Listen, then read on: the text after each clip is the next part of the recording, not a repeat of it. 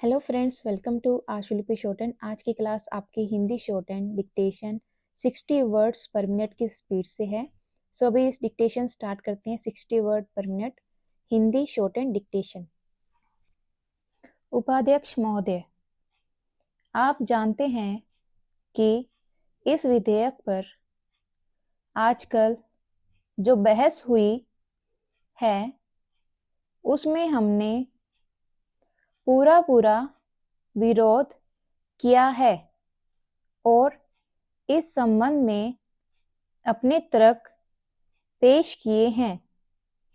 सरकार ने हमारे किसी भी सुझाव को स्वीकार करने से इनकार कर दिया है।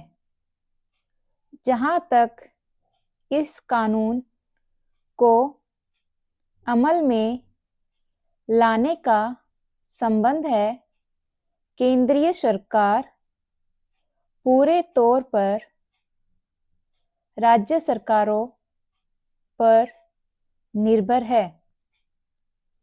मंत्री महोदय ने कहा है कि कई सूबों ने इस बारे में सहयोग देने का आश्वासन दिया है, लेकिन मैं जानता हूं कि कई सूबों ने इस कानून का बहुत सख्त विरोध भी किया है।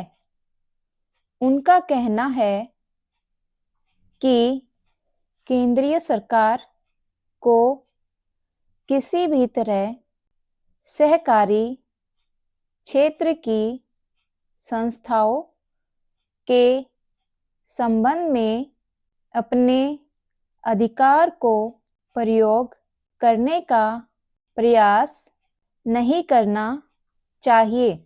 इस सुझाव को पेश करने में मेरा खास मकसद यह है कि अगर सरकार ने इस विधेयक को अमल में लाना ही है तो फिर यह विधेयक सारे देश में एक साथ अमल में आए और यह तमाम सहकारी बैंकों या सहकारी संस्थाओं पर एक साथ लागू हो।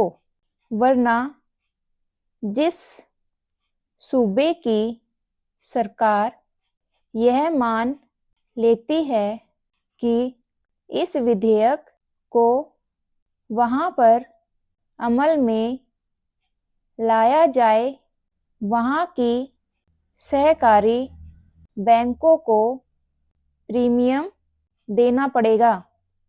इसका परिणाम यह होगा कि यह नया बोझ उस सूबे के बैंकों पर नहीं पड़ेगा जिसकी सरकार इस विधेयक को मानने से इनकार करती है।